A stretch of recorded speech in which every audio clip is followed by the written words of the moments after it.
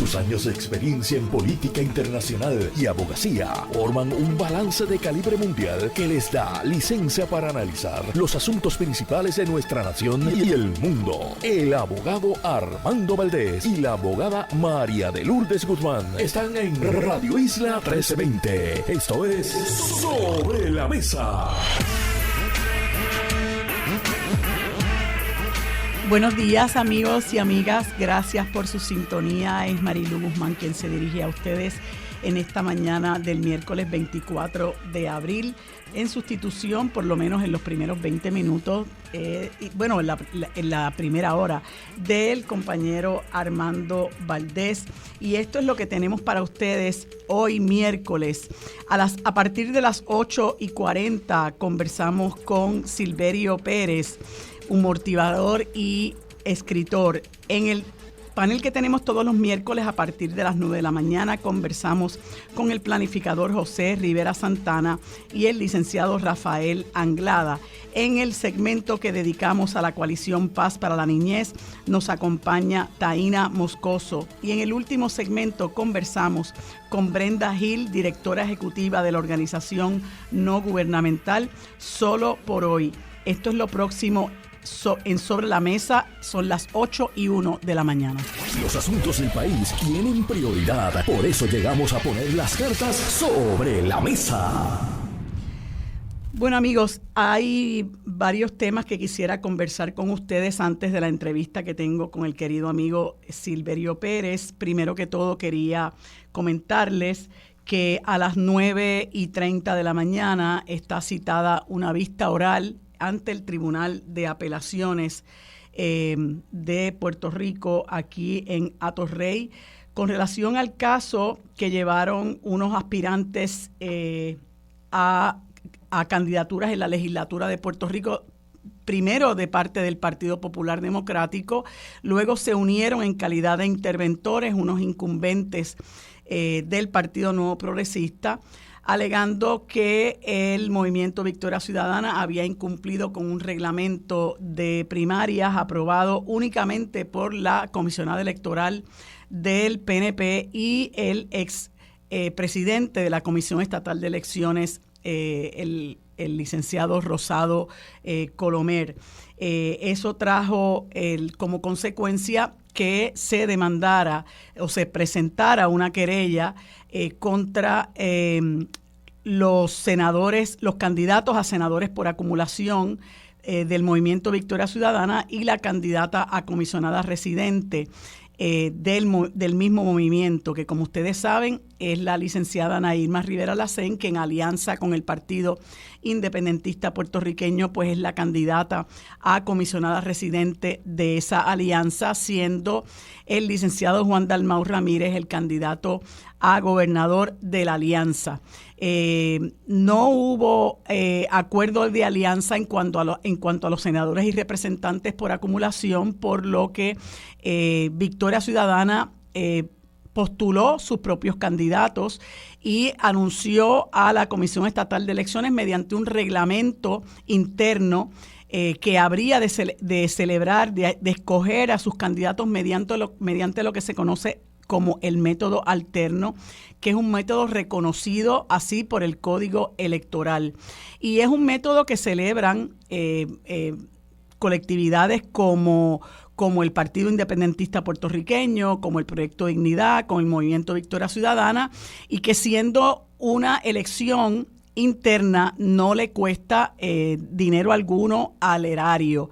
Y en ese sentido, pues el Movimiento Victoria Ciudadana notificó que habría de utilizar este método alterno y la Comisión Estatal de Elecciones avaló el reglamento, y hay unas disposiciones particulares del Código Electoral que expresan que en cuanto a ese proceso se va a dar deferencia, esa es la palabra que utiliza la ley, deferencia al reglamento que apruebe la colectividad.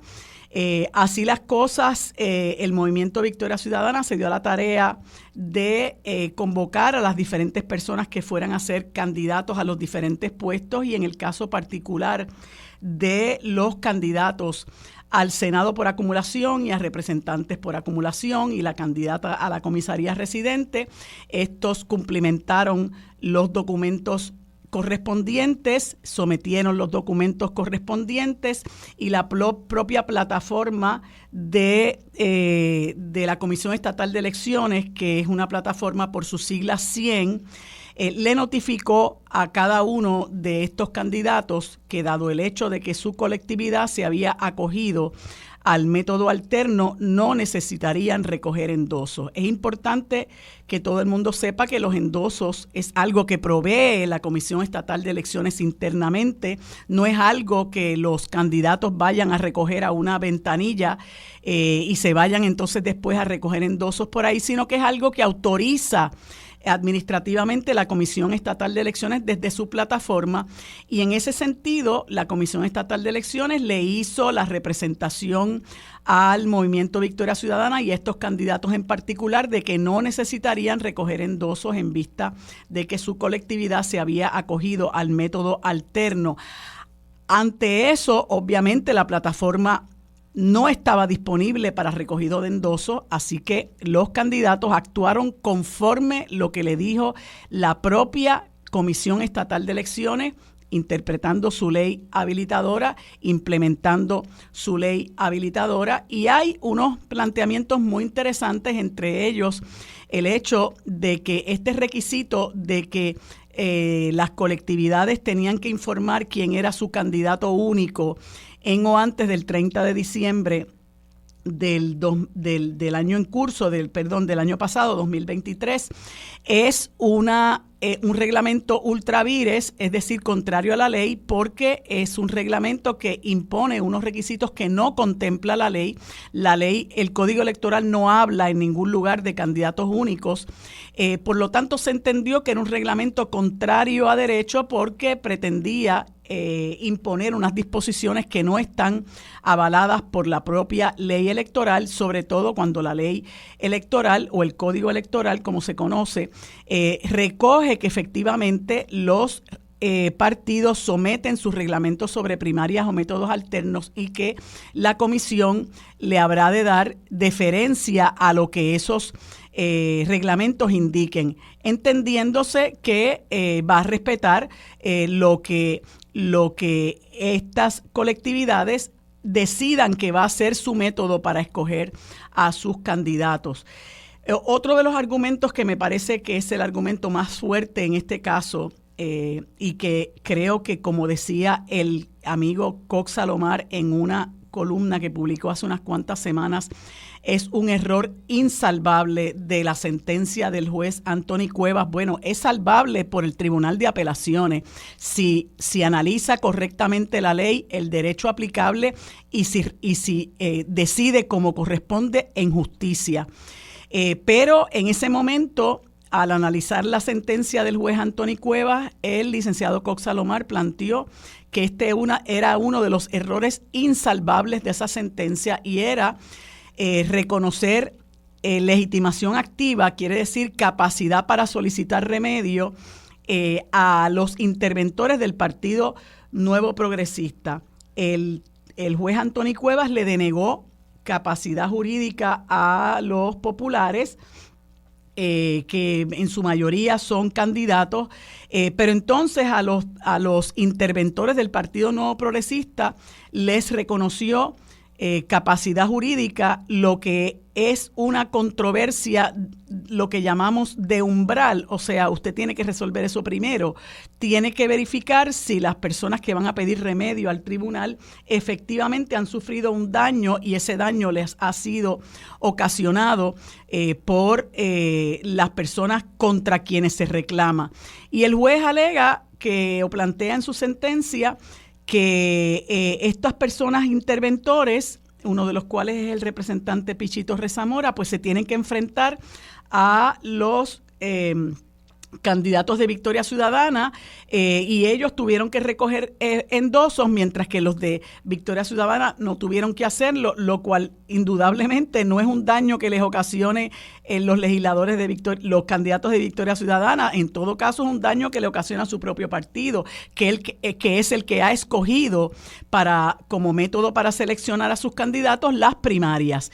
Y como quiera, en las elecciones todo el mundo se enfrentan unos a otros, así que eso no puede ser razón para reconocer capacidad jurídica a los interventores para reclamar que los candidatos de Victoria Ciudadana le ocasionaron un daño.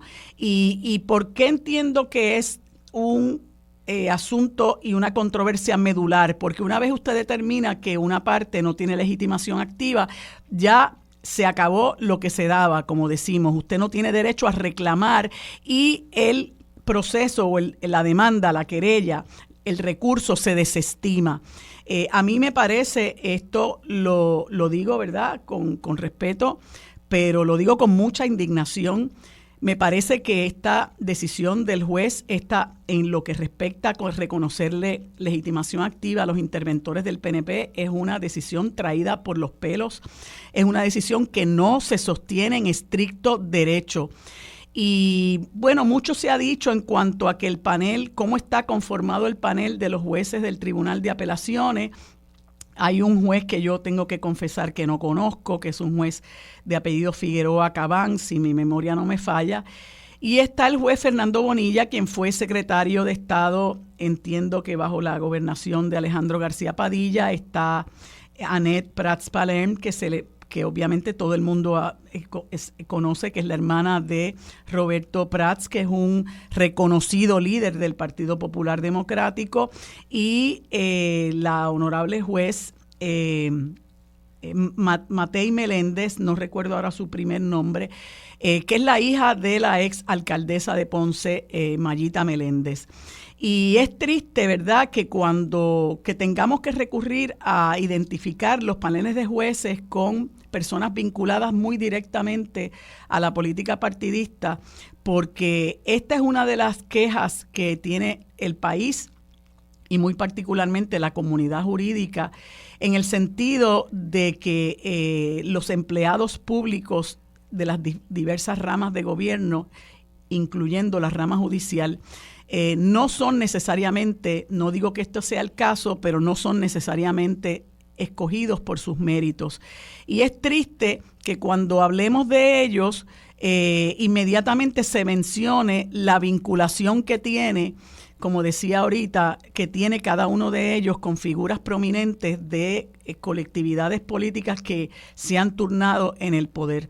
Y en ese sentido, yo hago un llamado respetuoso a este panel a que actúe con total y absoluta independencia judicial, que es uno de los requisitos que tiene que tener un juez en el momento de asumir el sagrado ministerio de impartir justicia.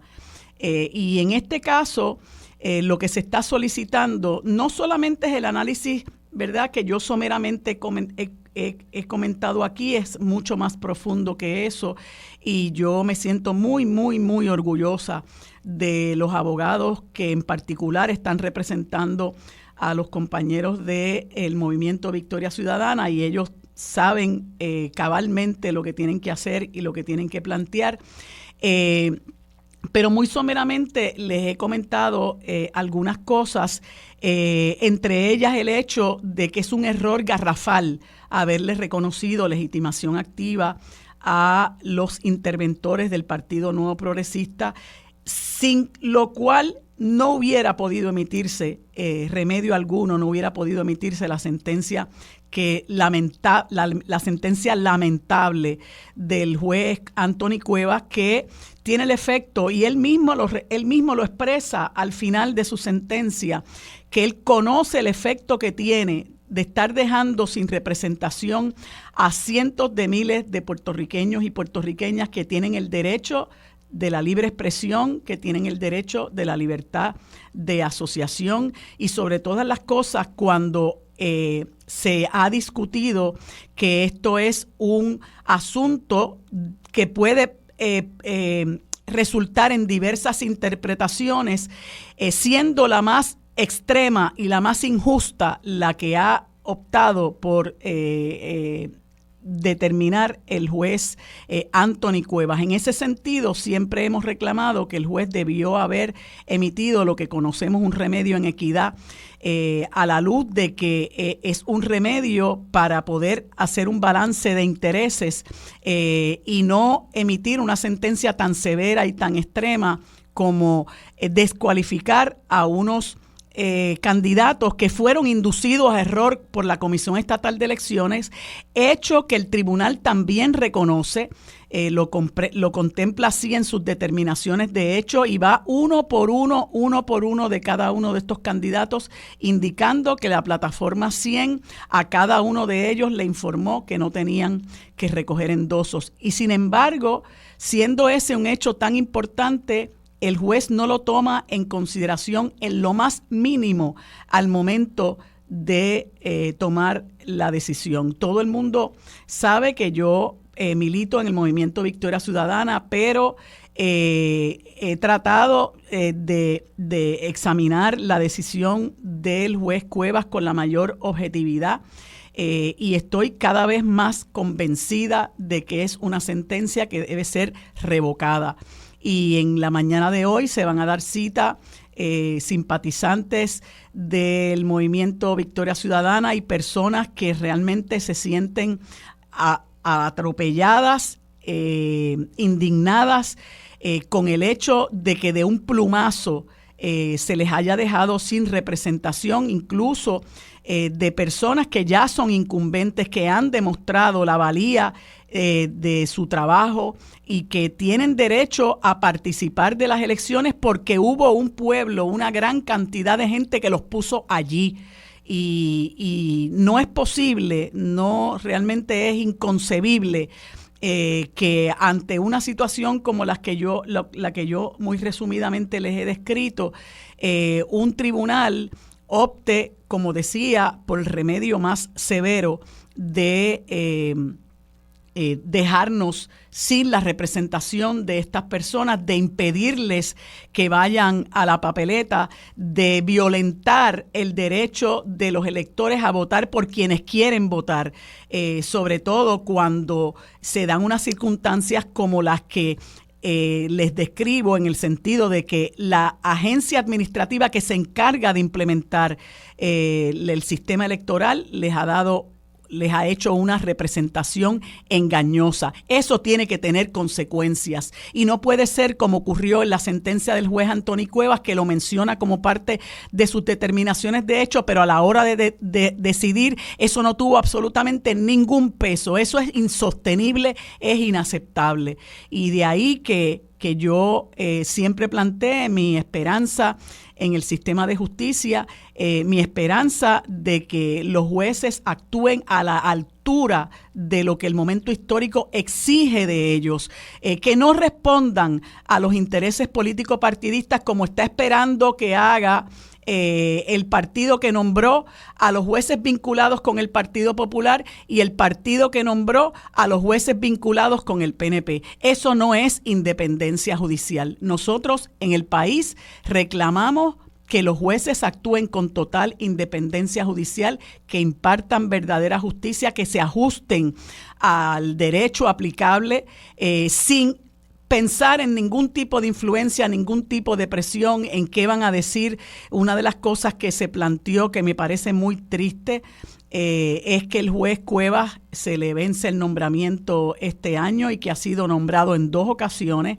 Ese tipo de planteamiento que asoma, ¿verdad?, como justificación a la toma de una decisión que, repito, es insostenible, es muy triste y es realmente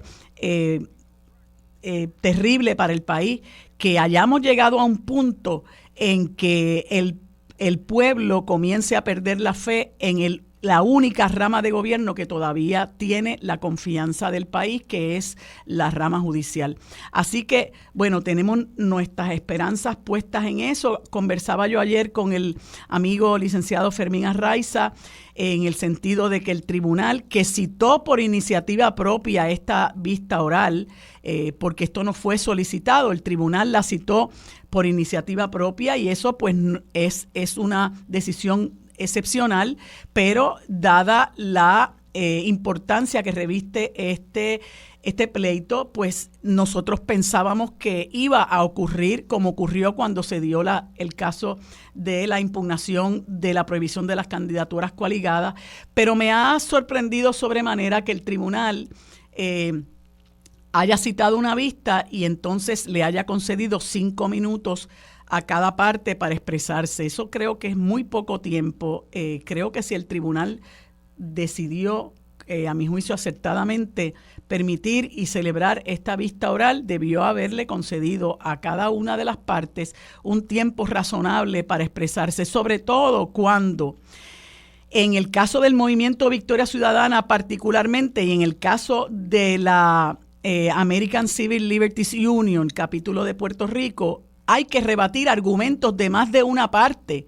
El Movimiento Victoria Ciudadana tiene que rebatir los argumentos de los interventores, tiene que rebatir los argumentos ahora de la Comisión Estatal de Elecciones, que olímpicamente dice, yo realmente les tengo que decir que yo estaba sentada cuando lo oí, porque si llego a estar de pie, sin duda me hubiera ido de bruces.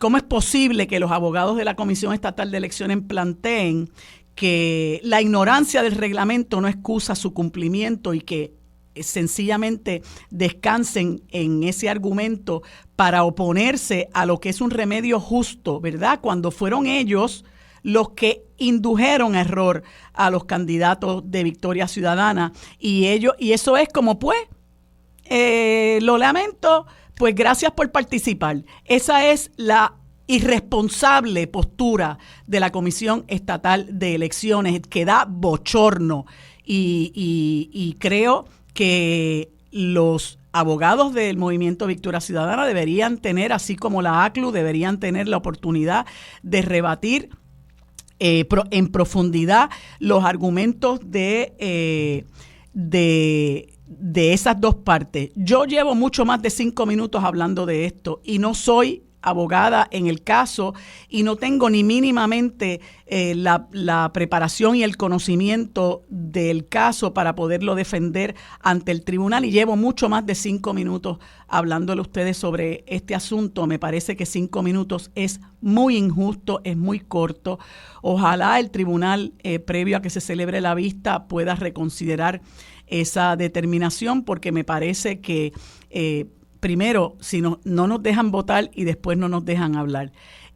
Así que creo que aquí debe haber justicia y yo confío en que el tribunal actúe, como decía ahorita, con total independencia judicial y revoque la sentencia del juez Anthony Cuevas, que es absolutamente inadmisible.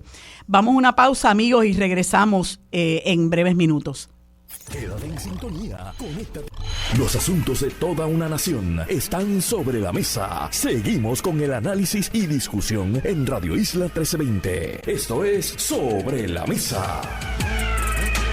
Bueno, amigos, continuamos con este segmento antes de nuestra conversación con el querido amigo Silverio Pérez, y quería hacerles un breve anuncio. Desde mañana comienza el Festival de Claridad, que ustedes saben que lleva muchos años celebrándose en el estacionamiento del Estadio Irán Bison. Comienza mañana a las 5 de la tarde y mañana es el homenaje al querido don Heriberto Marín, héroe nacionalista, y todos, ¿verdad?, los que amamos a don Heriberto y reconocemos su lucha y sacrificio, debemos estar allí. Así que les invito a que apoyen el Festival de Claridad, que comienza mañana a las 5 de la tarde y continúa hasta el domingo 28 de abril. Bueno, quería comentarles lo que está en boca de todo el país, un caso que nos ha dejado de verdad con el corazón en muchos pedazos. algo que le pone la tapa al pomo a la irresponsabilidad de la ejecución de funciones en este país. Yo escuché ayer al periodista Luis Penchi indicando que ellos llevaban en su programa 2 años, por lo menos, hablando de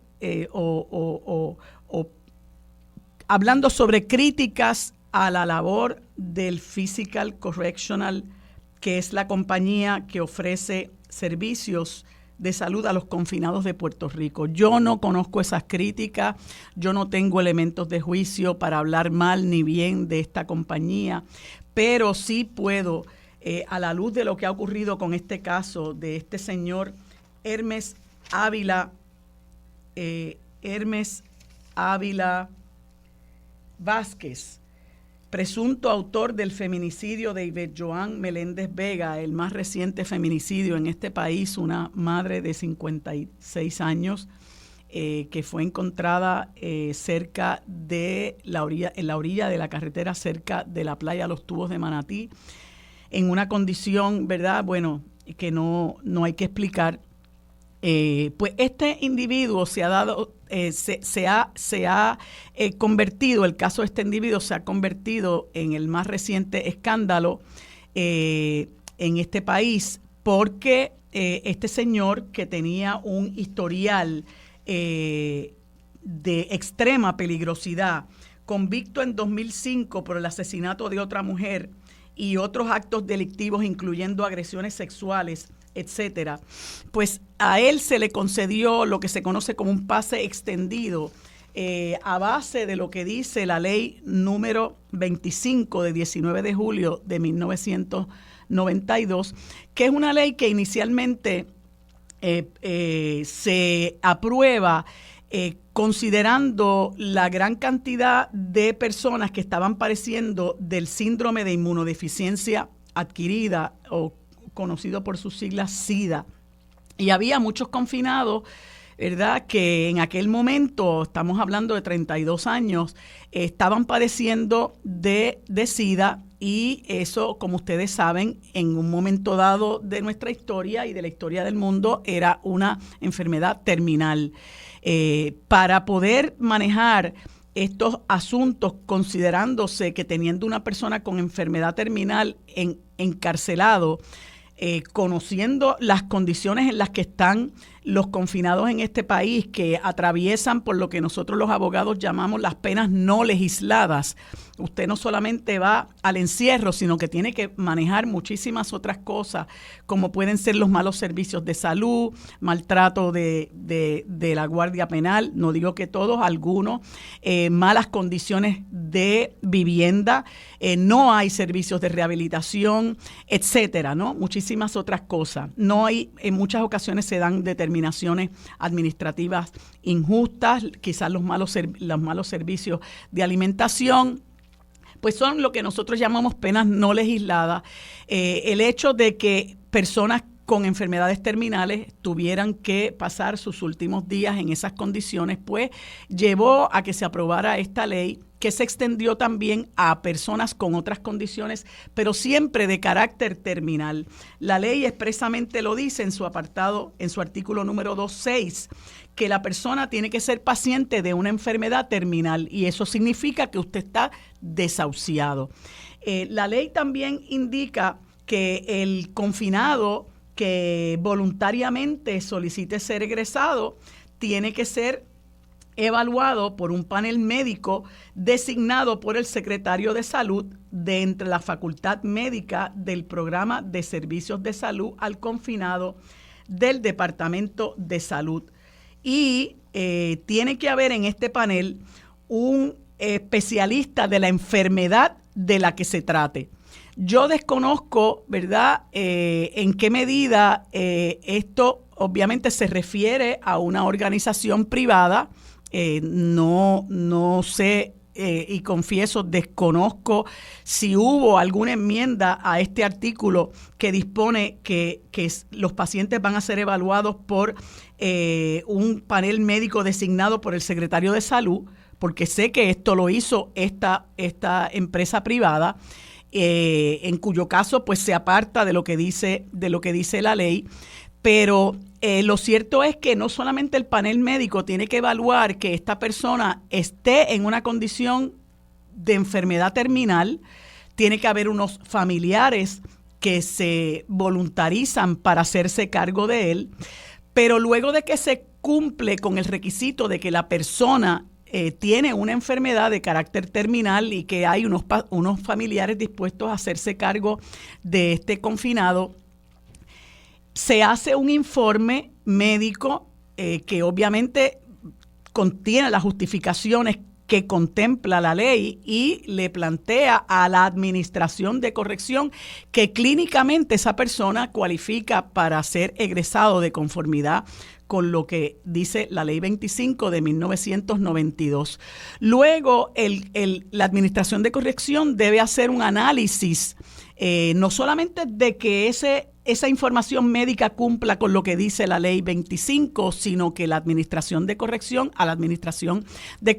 le compete evaluar el grado de peligrosidad de esta persona, que en efecto esta persona no representa un peligro para la comunidad.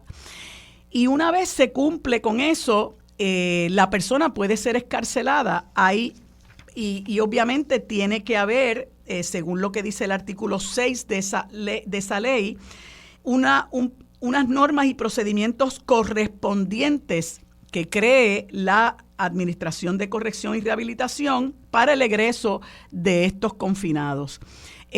Desconozco lo que dice esas normas y procedimientos, por eso digo que esta investigación tiene que ser muy profunda y no solamente tiene que cubrir lo que hizo el panel médico, que ya estamos viendo unos aspectos por ahí que resultan bastante sospechosos, sino cómo es que la Administración de Corrección no tomó en cuenta el extenso récord criminal de esta persona, que indudablemente pudiera haber representado un peligro para la comunidad. La ley indica además que tanto la Administración de Corrección como la Administración de Instituciones Juveniles, si se tratara de un menor, harán seguimiento del cuidado que reciben los pacientes para su condición, asegurándose que reciban tratamiento médico y otros servicios relacionados, incluyendo visitas al hogar por personal médico social capacitado con la frecuencia necesaria.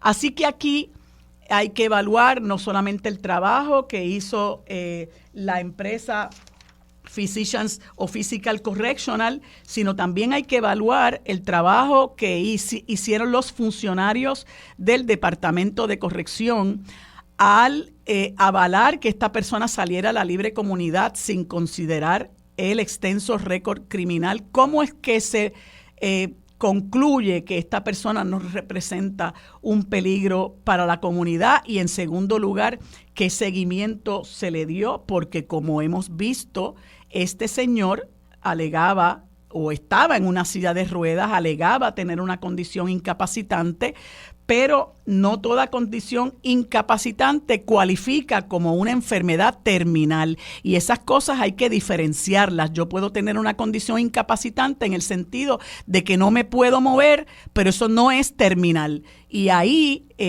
tenemos el primer problema. Yo espero que aquí se haga una investigación exhaustiva y me parece que van a tener que rodar muchas cabezas porque ya murió una mujer como consecuencia de la irresponsabilidad de las personas que tuvieron a cargo tomar la decisión para que este individuo saliera a la libre comunidad. Hacemos una pausa, amigos, y regresamos en la conversación con el amigo Silverio Pérez. Los asuntos de toda una nación están sobre la mesa. Seguimos con el análisis y discusión en Radio Isla 1320. Esto es Sobre la Mesa. Bueno, amigos, como les dije hace unos instantes, en este segmento conversamos con el querido amigo Silverio Pérez, un motivador, escritor, trovador, músico, artista, creador, y sigo por ahí. Buenos días, Silverio, ¿cómo estás? Muy buenos días, siempre encantado de estar conversando contigo. Pues espero de todo corazón que tu padre esté bien dentro de lo que representa tener 109 años y que tú también estés bien de tu más reciente caída, ¿verdad? De todo lo cual, pues el pueblo entero se enteró. Pues, espero papi, que todo esté en orden divino, como dicen en... Mira, yo creo que lo describes muy bien. Tanto la salud de mi papá como la mía está en orden divino. Mi papá está en un momento muy importante, donde obviamente a sus 109 a 110 años, está en una situación muy frágil, muy vulnerable, y estamos ahí toda la familia unida dándole el apoyo necesario en este momento, que lo más importante es la paz y la tranquilidad de este momento, y en eso estamos enfocados. Bueno, pues en orden divino, repito. Claro.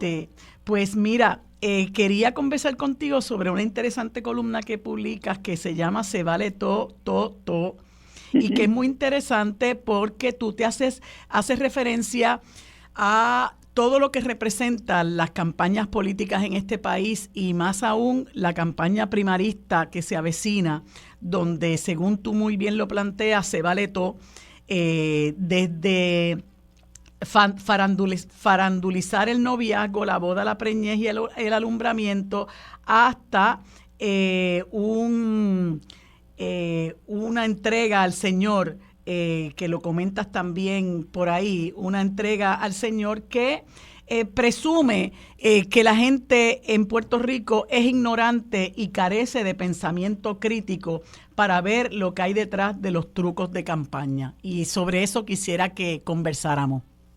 Mira, es una situación muy triste la que se vive en el país en el momento en que se acerca una campaña primarista que preludia a su vez la campaña electoral que culmina en noviembre.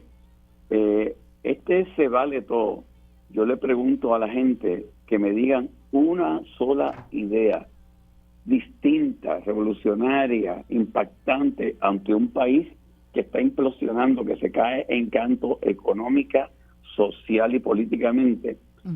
Que una idea que hayan expresado algunos de los 4 individuos que están participando de esta primaria, tanto en el Partido Popular como en el PNP, que realmente uno diga, caramba, esto amerita que yo vote por tal persona. No todo es un faranduleo, todo es una superficialidad que ofende la inteligencia del elector. La ofende porque parten de la premisa que con ese tipo de trucos yo puedo ganar el apoyo de la gente, partiendo de la premisa de que hay un fundamentalismo político, de que estos fanáticos van a votar, no importa lo que se diga, como está sucediendo en los Estados Unidos, donde los fanáticos de Donald Trump, no importa lo que se esté juzgando en este momento en las cortes, van a votar por él. Eso es una degradación horrible de la sociedad, y ante eso hay que denunciarlo. Y también, Silverio, tú mencionas no solamente ese asunto de la farandulización de aspectos personales y privados de la vida de un candidato, en ausencia de otros méritos, ¿no? En ausencia precisamente de esas propuestas, y la entrega al Señor de súbito, como te decía, partiendo de la premisa de que le está hablando a un grupo de personas ignorantes y sin capacidad para desarrollar o poner en práctica su pensamiento crítico, sino también estos estilos de estar recurriendo al insulto, a la mofa, a la falta de respeto, también son síntomas de la degradación de este proceso particular. Y yo creo que los que tenemos el privilegio de estar en los medios de comunicación tenemos que ayudar a combatir eso, que tristemente para algunos medios pues se mantienen porque les da rating, Silverio. Acabamos de escuchar un anuncio de una iniciativa de programas de Carmen Jovet, donde ella pone como ejemplo en ese mismo anuncio a un comentarista o analista, entre comillas, que se refiere a los independentistas como independentistas. Independentistas, sí. Ajá. O sea, cuando una supuesta persona analítica utiliza un insulto para denominar a un sector de la población, se vale todo. O sea, no solamente eso, sino que entonces aquí se ha dado por bueno que un prominente senador del PNP utiliza sus redes sociales con palabras soeces, palabras soeces, en un programa de televisión en el que participa, se ha salido de su entorno para ir a atacar físicamente a un panelista, y todavía sin consecuencias. Sin consecuencias, se permite que esa persona esté ahí.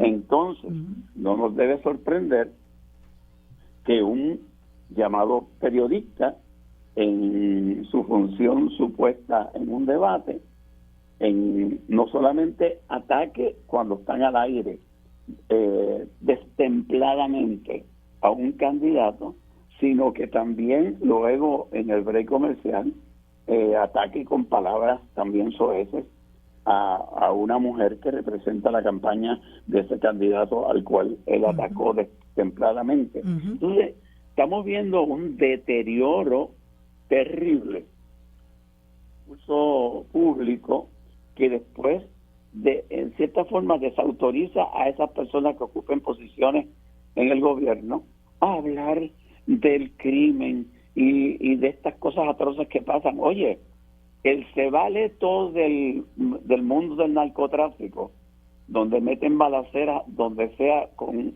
la intención de eliminar a una de las personas que es target, pues lo equivalente al mundo ese político y de las formas son lo mismo, se parte de lo mismo, de la impunidad. Y entonces a mí me parece que hay que levantar la voz contra esa hipocresía, porque si no, nosotros no vamos a poder tener un mejor país. Así es. Y una de las cosas que yo ¿verdad? Hiciste referencia a esa promo que sale en Radio Isla, de la periodista Carmen Jovet, a quien yo distingo mucho. Creo que hay una responsabilidad también de quien conduce el espacio de impedir que ese tipo de estilo se dé en el programa, porque permitirlo es promoverlo.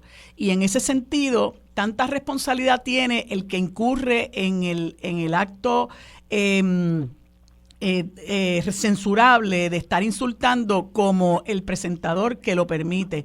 Y por eso tengo que resaltar el programa de la querida amiga Marcia Rivera, que se transmite por esta emisora todos los domingos a las 11 de la mañana, porque hay que ver la elegancia con la que se conduce ese programa. Y una de las cosas que dice la promo del programa es que no solamente son opiniones alternativas, ¿verdad?, sino que son sin estridencia. Marcia no permite política partidista en el programa, ni tampoco falta de respeto de parte de nadie. Y creo que esa debería ser la tónica realmente. Nosotros no deberíamos dar espacio al se vale todo que tú criticas en tu columna.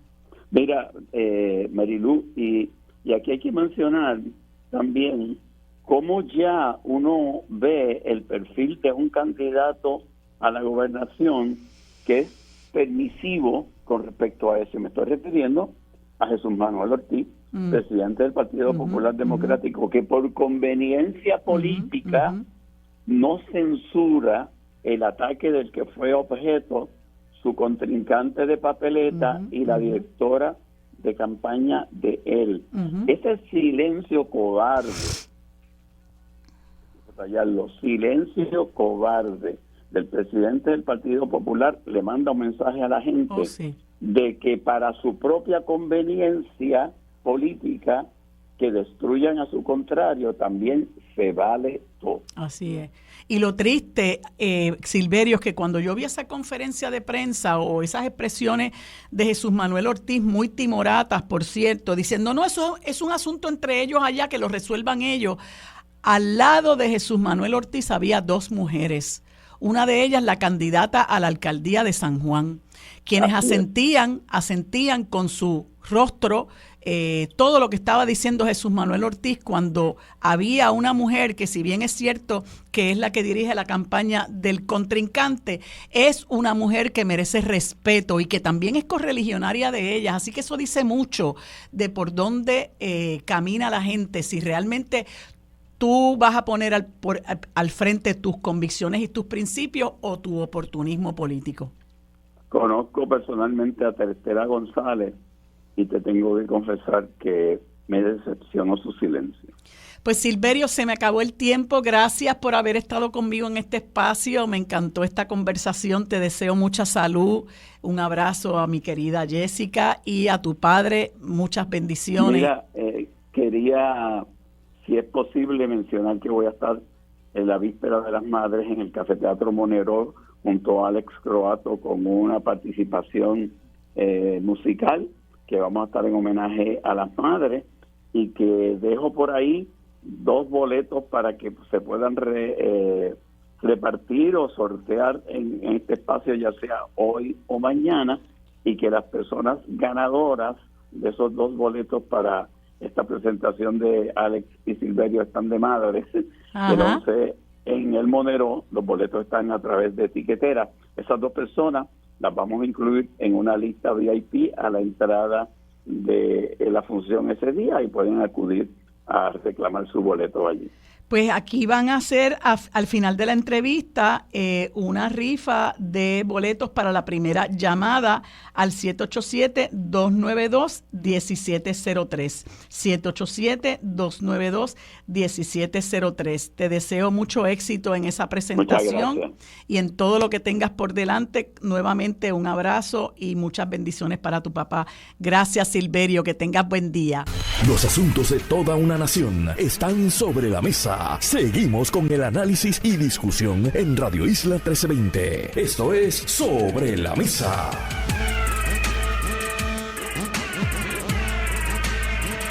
Bueno, amigos, como les dije hace unos instantes, hoy es miércoles y como todos los miércoles nos acompaña el panel compuesto por el planificador José Rivera Santana y el licenciado Rafael Anglada.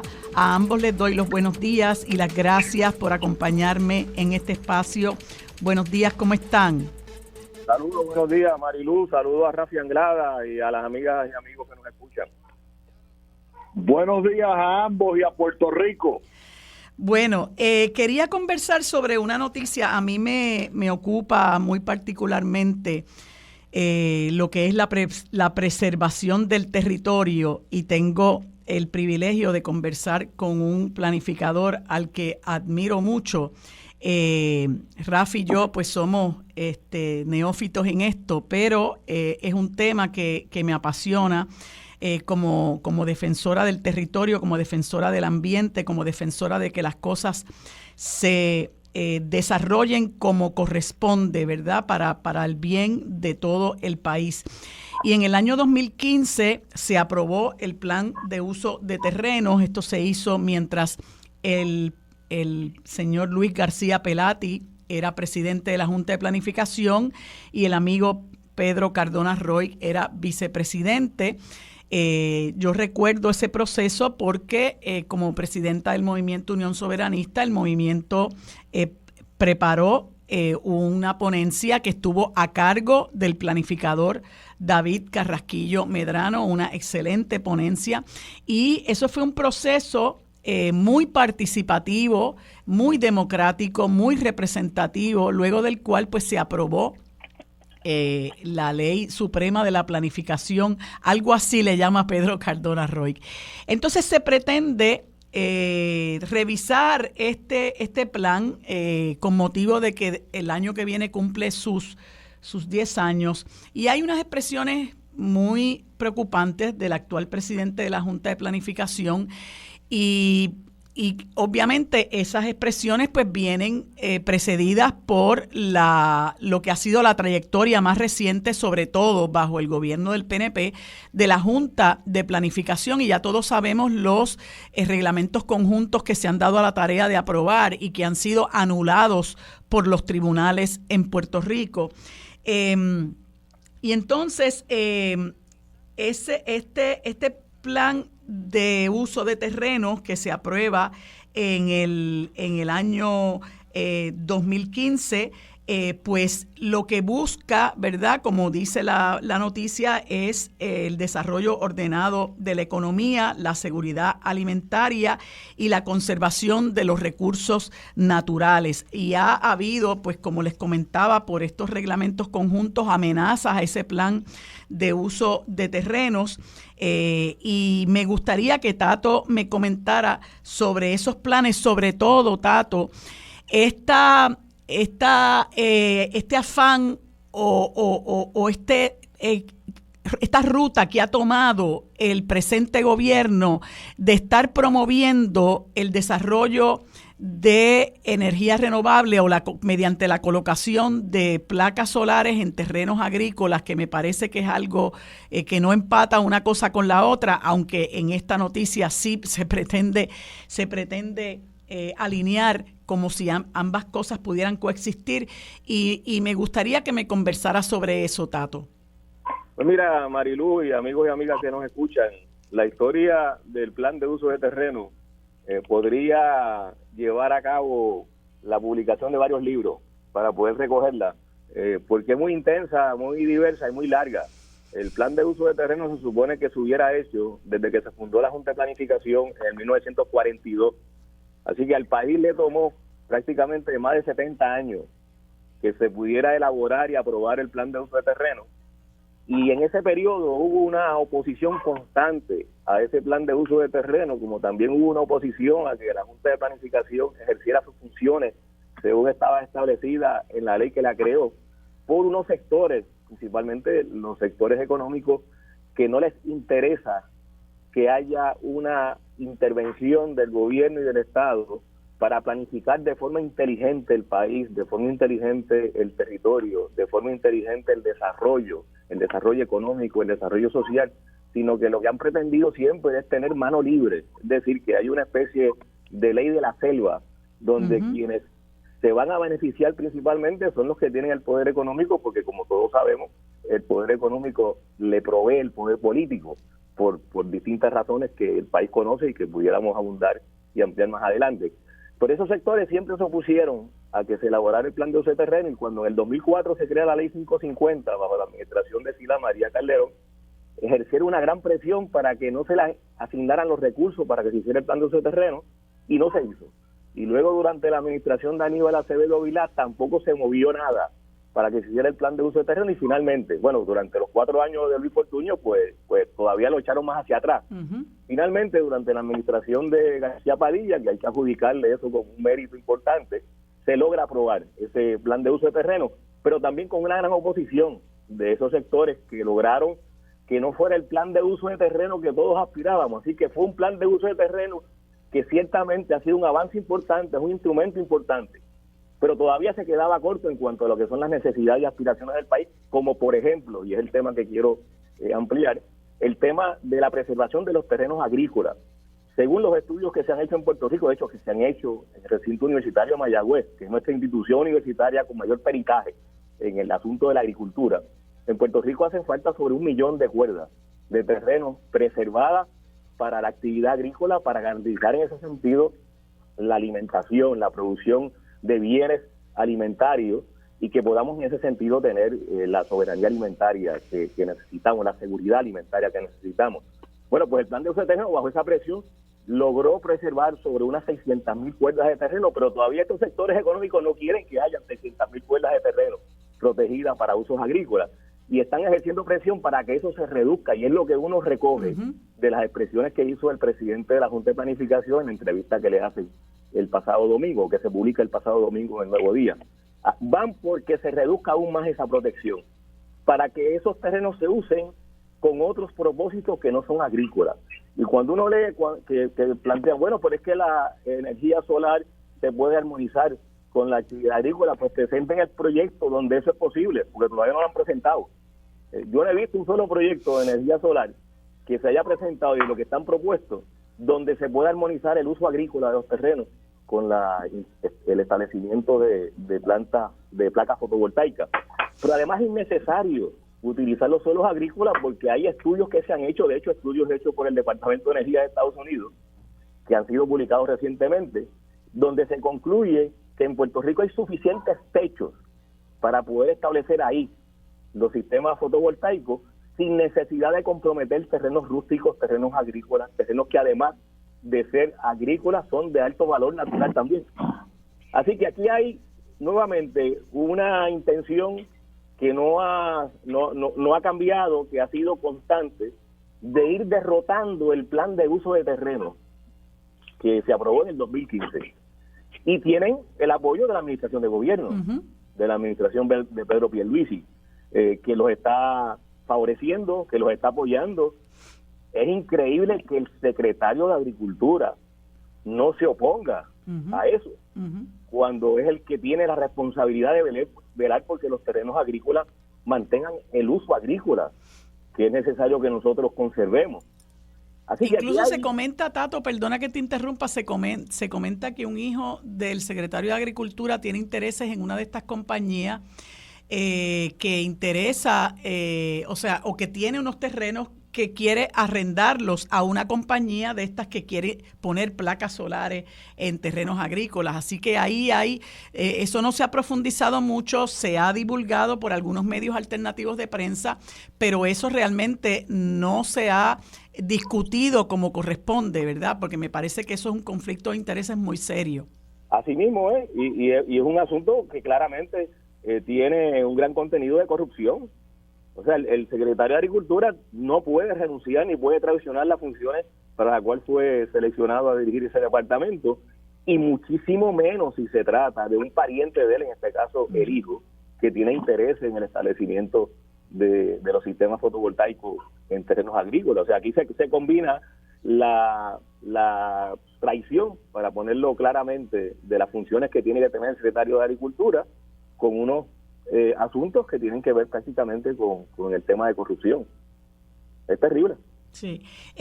Rafi, en este artículo se recogen unas expresiones de la reconocida economista y también planificadora Marta Quiñones Domínguez, donde ella indica que además de priorizar las restricciones a los desarrollos de construcciones que en Puerto Rico, ¿verdad?, son en cierta medida desmedidas, y Tato usó un término que ahora se me pasa, pero que más o menos define lo que ha sido estos, entre comillas, llamados desarrollos de construcciones y reconstrucciones en zonas sensibles como las costas. Dice que la revisión del plan de uso de terrenos debe promover el rescate de espacios comerciales que han quedado en desuso, y que pues obviamente pues refleja que no hay una planificación adecuada. Incluso ayer comentaba que hay muchos espacios en desuso, incluyendo escuelas que están siendo utilizadas por personas que no tienen hogar. Entonces, por un lado, se promueve el desarrollo de viviendas de lujo, y por otro lado, las necesidades de la gente para que satisfagan sus derechos esenciales, como el derecho a una vivienda, pues no parecen tener prioridad para el gobierno. María de Lourdes, tu pregunta recoge el hecho de que esto tiene diferentes prioridades, ¿verdad? Lo primero que decías, en lo relativo a las costas, a mí me parece tan elemental de que se fotografíe ahora con el Google, ¿verdad?, la totalidad de la costa en Puerto Rico, porque lo que se ha hecho con las costas de Puerto Rico es un crimen de lesa humanidad, empezando por el condado y siguiendo por Isla Verde, y sin olvidarnos de Ocean Park, que entonces los contribuyentes, los poquitos contribuyentes que habemos en Puerto Rico, somos los que vamos a tener que terminar pagando los beneplácitos de un sector minúsculo de la clase dominante. Estoy pensando en Ocean Park y además Isla Verde, condado, desarrollo que yo presencié en mi niñez. Yo recuerdo cuando Isla Verde era un matorral, realmente era un matorral, era una playa matorral, donde se hacían muchas otras cosas. Y la clase dominante, paréntesis, algún día habrá que escribir el rol de los que venían exiliados de Cuba, la clase dominante me refiero, y fueron instrumentales en que se tomara toda esa costa, pero a lo que yo quiero plantear es que hay que multiplicar eso exponencialmente. Hay que multiplicarlo por decenas de miles de veces y coger precisamente por donde vive la profesora Marta Quiñones, tirando para Barceloneta, Arecibo.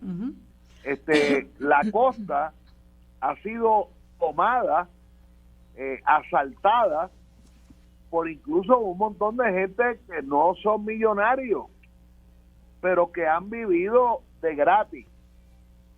No me estoy refiriendo a los de sin hogar. En cuanto a lo que tú planteabas de las escuelas abandonadas, mira, en el resto del planeta se han utilizado montones de escuelas ya cerradas para reconstruirlas y crear viviendas accesibles. Mi primo hermano, yo recuerdo en Dallas, Texas, vivía en lo que una vez había sido el gimnasio de una escuela y habían convertido la escuela completa en un área residencial. O sea, aquí estamos hablando de muchas cosas y yo creo, ¿verdad?, humildemente, que lo sustantivo es que todo lo que está planteando, todo lo que resume Tato Rivera Santana,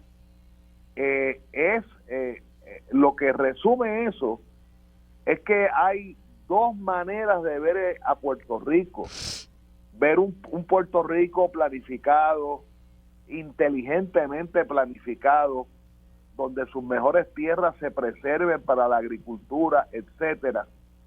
Y entonces otro mundo contradictorio, antagónico, que es un mundo salvaje, que es un mundo que por vender, por expedir, dije vender permisos, porque no se supone que los permisos sean un asunto del mercado del comercio de las cosas, pero es un país que se sigue picando en canto y a nadie parece importarle pues el bienestar común, el bienestar de los recursos naturales, los mangles, las cuevas, las playas, las costas, y esa es la gran batalla que, paréntesis, se lleva en otras partes del mundo.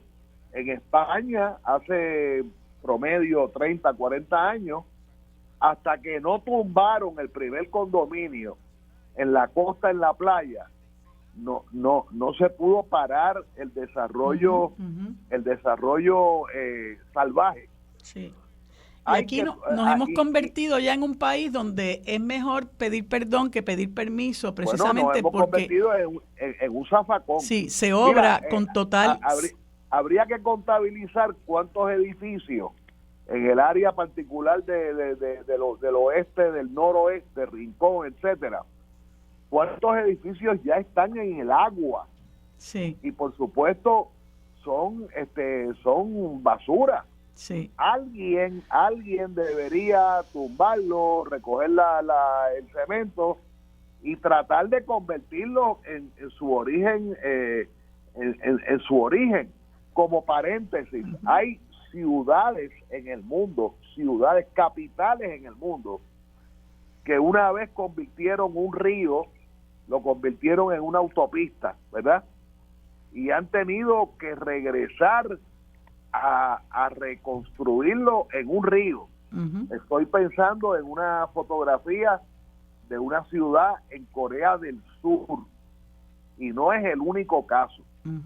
Tenemos que regresar a una vida saludable. Sí. Déjame añadir algo, Marilu, si me permite. Sí, claro.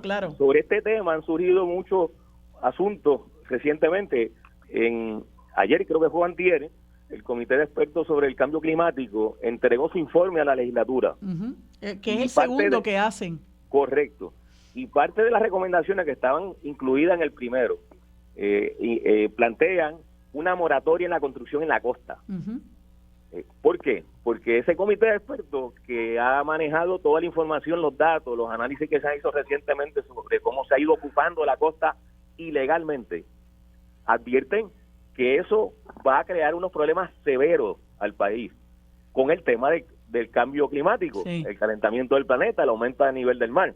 O sea que si el plan de uso de terreno del 2015 era importante y requería que fuera todavía más riguroso cuando se evaluara, como es lo que se pretende ahora, con ese informe del comité de expertos, con más razón, la evaluación o la revisión del plan de uso de terreno debe ir dirigido a todavía ser más estricto, a ser más juicioso en la forma en que vamos a estar manejando nuestros recursos naturales y particularmente el área costera, que es el área más vulnerable de nuestro territorio con relación a los impactos del calentamiento del planeta, como evidentemente ya es obvio. Claro.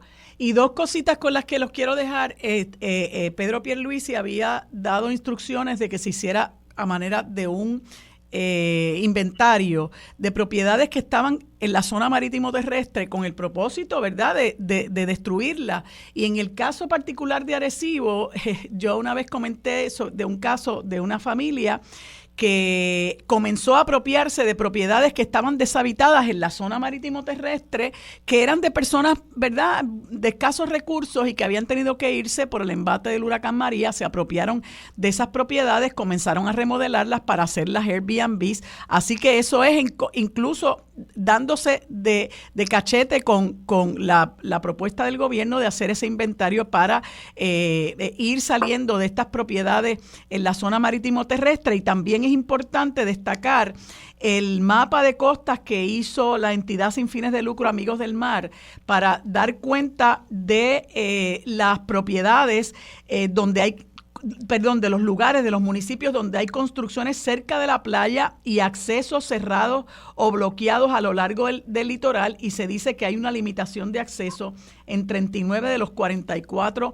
municipios costeros de Puerto Rico. Pero todo está muy hablado. Ahí están las recomendaciones del Consejo de Asesores que menciona Tato, que ya datan del año 22, entiendo, y estas recomendaciones que son puntuales, como es la moratoria en la construcción de la construcción de la costa y una nueva ley de costas, pues son desoídas por el gobierno central, incluyendo al Departamento de Desarrollo Económico y Comercio, porque tienen una visión muy distorsionada de lo que es desarrollo.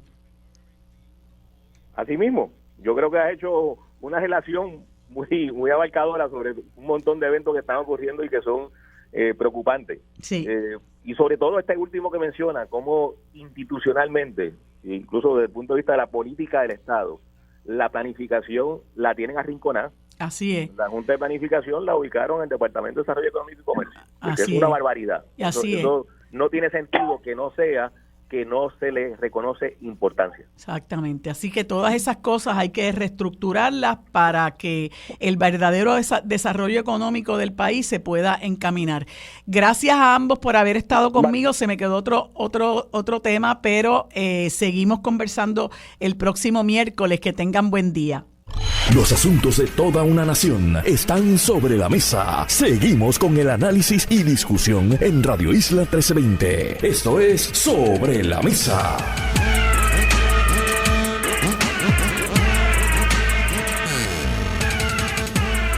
Bueno, amigos, en este segmento que dedicamos a la Coalición Paz para la Niñez, conversamos con la mediadora y abogada Taína Moscoso, a quien le damos los buenos días y las gracias por acompañarme en este espacio. Buenos días, Taína, ¿cómo estás? Muy buenos días, muy bien. Pues, Taína, quisiéramos conversar sobre la campaña Pausa para evitar el maltrato infantil. Es un tema alarmante en este país. La verdad que nosotros vivimos en un país extremadamente violento. Esas causas que promueven que la gente incurra en conductas violentas, yo creo que no se han analizado adecuadamente. Y las causas y la violencia se manifiesta de muchas maneras. Hablaba yo ahorita con el amigo Silverio Pérez de que una de las maneras de expresar esa violencia es mediante el insulto, y a veces los adultos los vemos maltratar a los niños hablándoles con gritos o incluso hasta con insultos.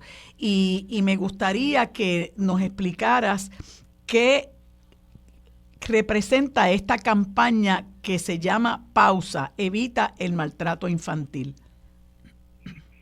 Sí, pues la Coalición Paz para la Niñez está conmemorando, porque esta semana, dado que mañana 25 de abril es el Día Internacional de la Lucha contra el Maltrato Infantil, esta iniciativa, ¿verdad? Esta campaña.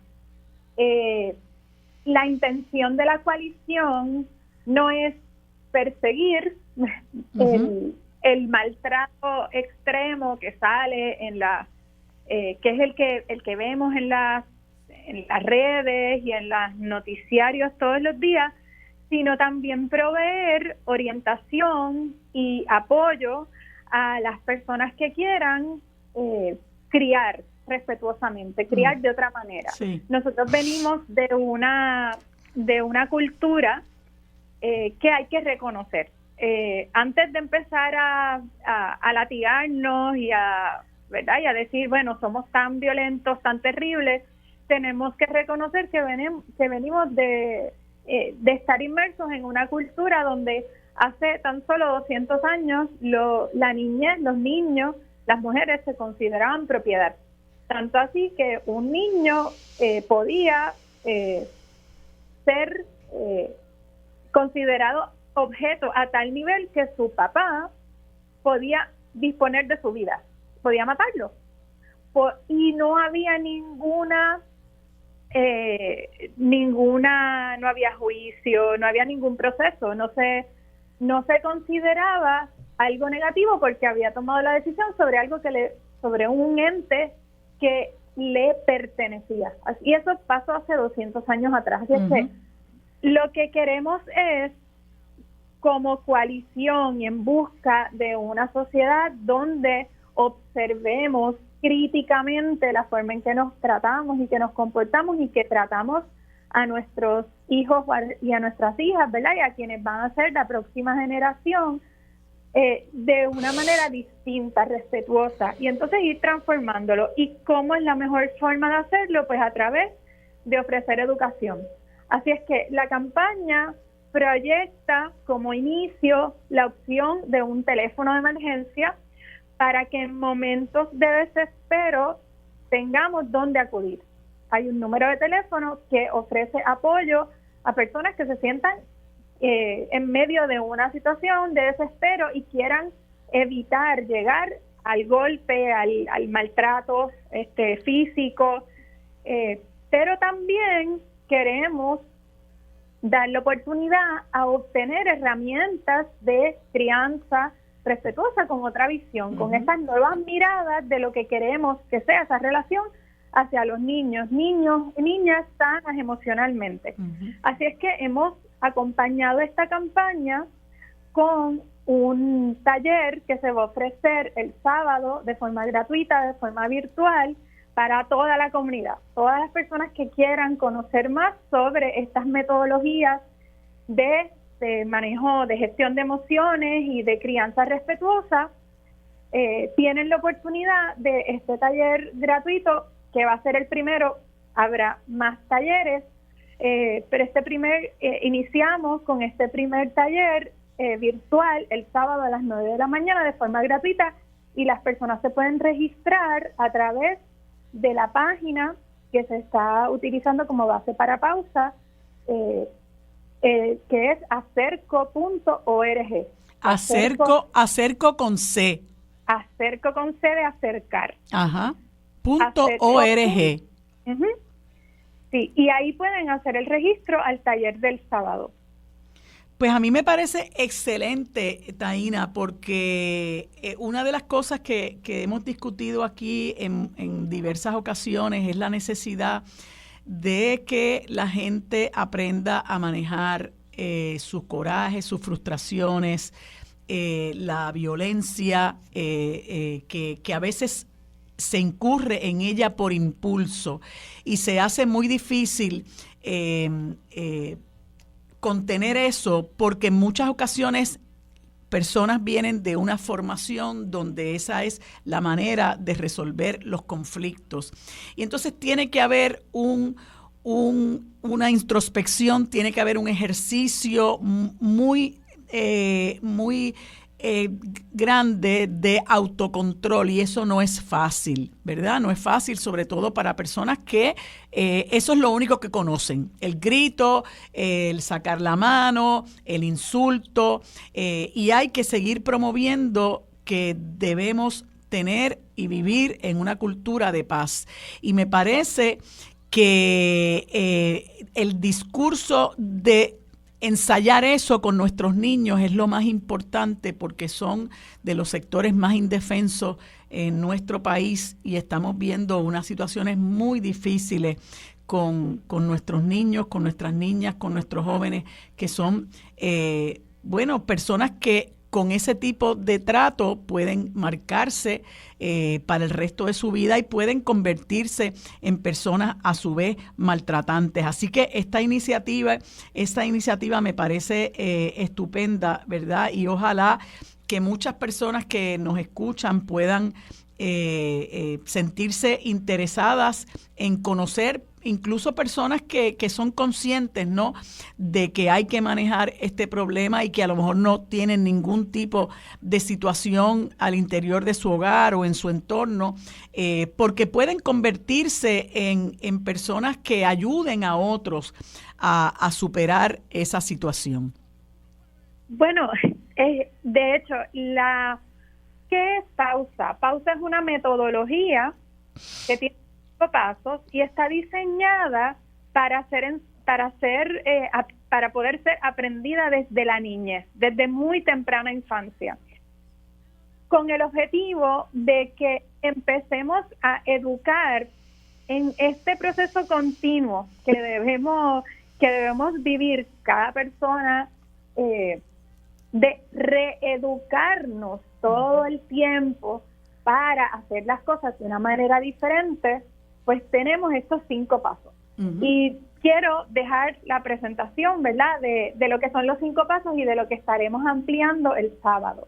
Y es que pausa tiene 5 letras y cada letra tiene un significado, que es uno de los pasos. Uh-huh. El primer paso es la P de para, porque así detenemos la acción y no continúa escalando. Segundo, la A de aléjate, porque te mueves del lugar donde estás y evitas otra provocación. Y puedes mantener el silencio y el parar.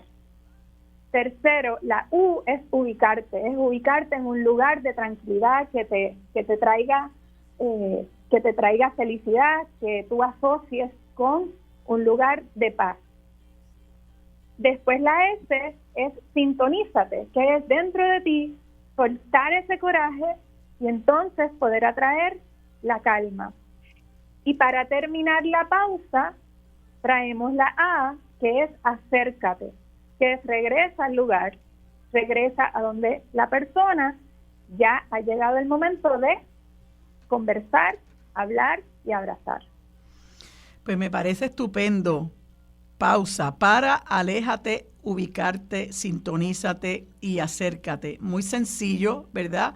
Y creo que puede practicarse en la medida en que tengamos la voluntad de tomar una pausa para bien nuestro y para bien de nuestros niños, porque yo creo que tan mal se siente quien maltrata como el maltratado, ¿verdad? Y tenemos que evitar que continuemos manifestando la violencia de diferentes maneras, y es importantísimo que hablemos en defensa de quienes no pueden defenderse, que son nuestros niños, también otros sectores, ¿verdad?, como nuestros ancianos, nuestras mascotas, pero a fin de cuentas erradicar la violencia de nuestro país.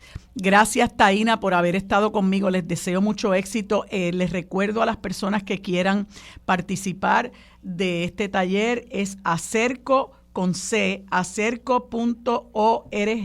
y también hay un teléfono aquí que es el 787-977-8022. ¿Este teléfono es de quién? Taína. Se nos fue. Bueno, pues amigos, continuamos en unos breves instantes con Sobre la Mesa. Los asuntos de toda una nación están sobre la mesa. Seguimos con el análisis y discusión en Radio Isla 1320. Esto es Sobre la Mesa.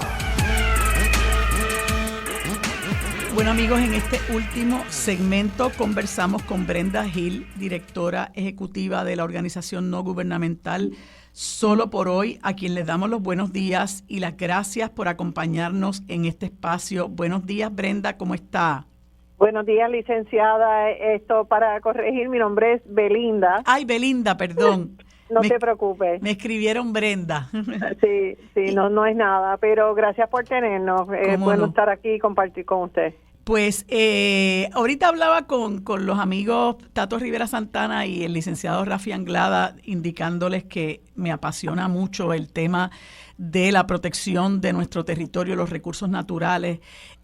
Otro tema que me ocupa mucho es la situación del sinhogarismo, y me hiere al punto en que esto no solamente es un problema que va en aumento, sino también la indolencia. Y recuerdo que usted y yo habíamos conversado hace unas semanas en ocasión de la muerte de una señora en un área que creo que se llama La Constitución, en Arecibo. En Arecibo, correcto. Del cual surge también otros problemas, ¿verdad? Porque esos casos son la punta del témpano. De ahí surge que hay personas que se dedican a la prostitución en el área y que hay personas que viven en condiciones infrahumanas en escuelas abandonadas. Ayer también publicaba el periódico Primera Hora de condiciones de personas que llevan años residiendo en escuelas abandonadas porque no tienen un acceso a la vivienda.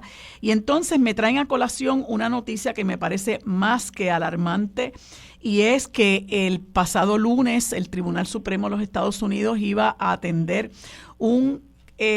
iba a escuchar argumentos sobre un tema que se ha convertido en preocupante en los Estados Unidos, dado el hecho de que el sinhogarismo ha aumentado en un 12%.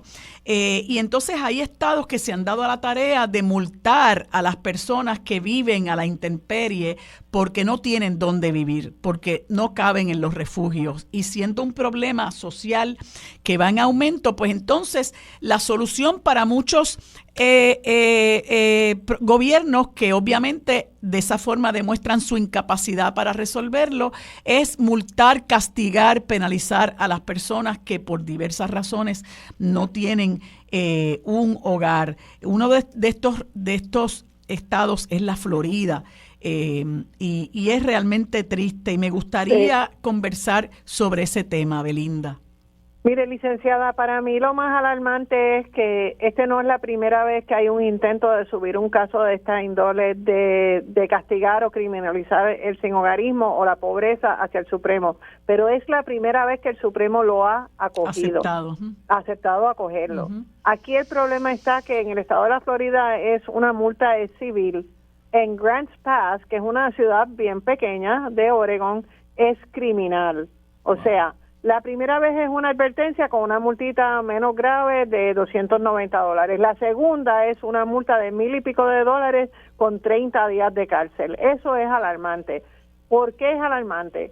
Porque si bien es la responsabilidad de un gobierno darle vivienda a quien no puede tenerla, igual bajo el foro federal, porque eso es un mandato federal, nadie que esté con una convicción recién no cumplida, y tiene que haber un sinnúmero de otros asuntos que se dan, puede solicitar vivienda pública. Pues entonces, ¿qué está haciendo Grants Pass? Porque no tiene un remedio. O sea, una cosa es que existe un remedio y la gente no lo quiera o no lo acoja. Dos es que no hay remedio. Y para Grants Pass no hay ningún shelter, que a mí me sorprendió que el juez Kavanaugh se expresó de que cómo Grants Pass pensaba que podía hacer esto si no tenían un remedio. Aún así, los indicadores por la conversación es que con una mayoría de extrema derecha se va a acoger la petición de Grants Pass, o sea que va a prosperar y va a abrir la puerta a cualquier ciudad y a cualquier estado y a cualquier gobernante a hacer lo mismo.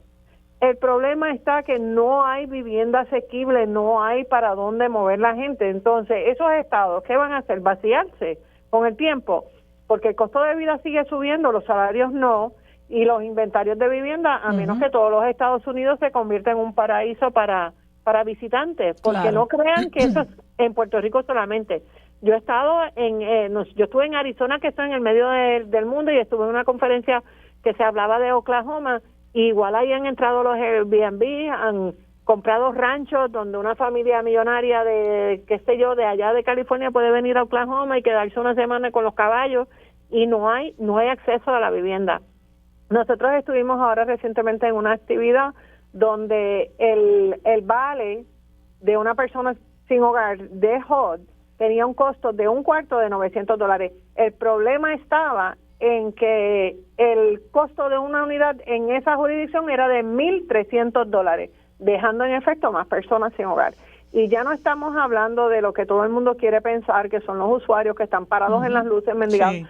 Estamos hablando de personas comunes y corrientes como usted, como yo, que nos quedemos sin trabajo, no podamos pagar la renta y se nos desahucie.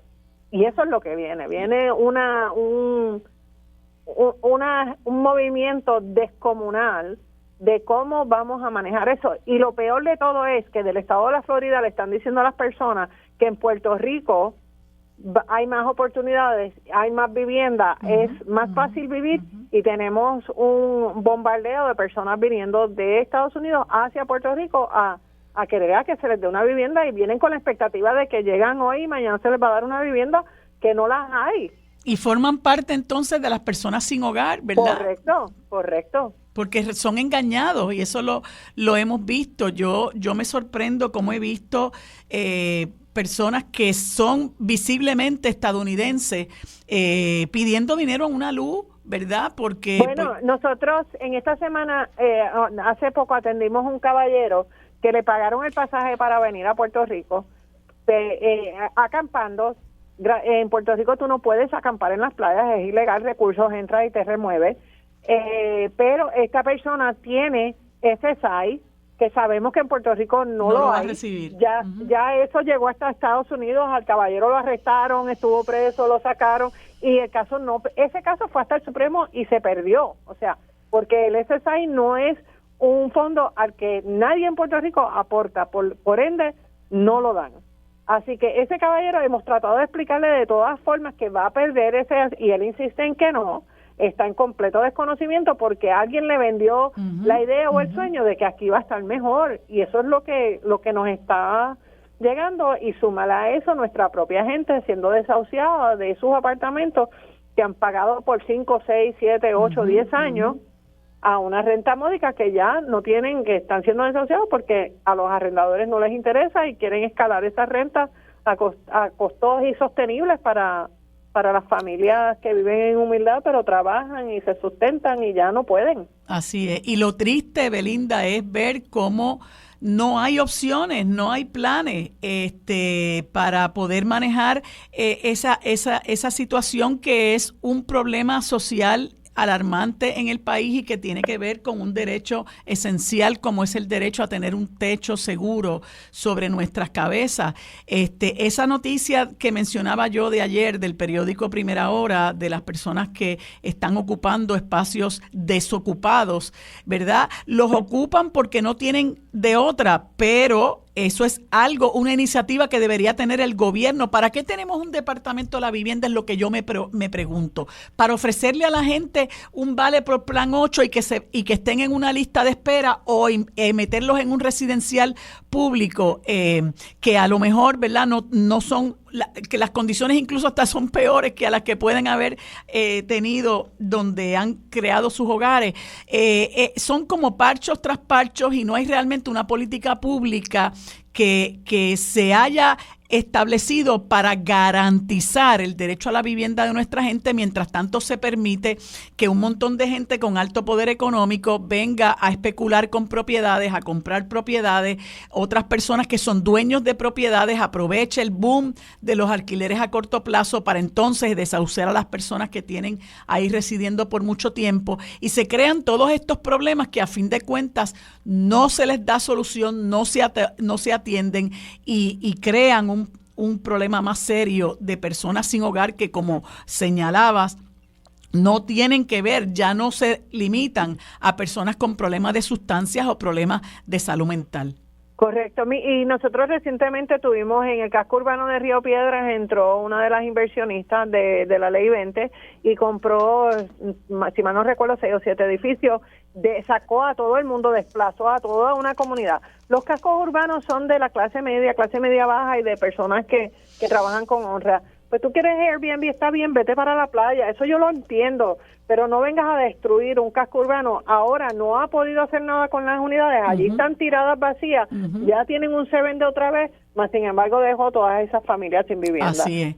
Belinda, pues gracias muchas por haber estado conmigo para hablar de este tema tan importante sobre que nosotros tenemos que crear conciencia y sobre todo practicar la compasión con estos hermanos y hermanas que uno no sabe la razón por la cual están hoy día en las calles de nuestro país. Gracias, Belinda, por tu tiempo. Por tenerme. Gracias, amigos, licenciada. hasta aquí hemos llegado hoy en el programa Sobre la Mesa. Gracias por su sintonía. Yo me despido hasta el próximo lunes. Lo próximo es Mili Méndez en Dígame la Verdad. Radio Isla 1320. Síguenos en Facebook y completa tu newsfeed de la programación en vivo y comenta y discute sobre los temas del día a día. Radio Isla 1320 en Facebook. Síguenos ya.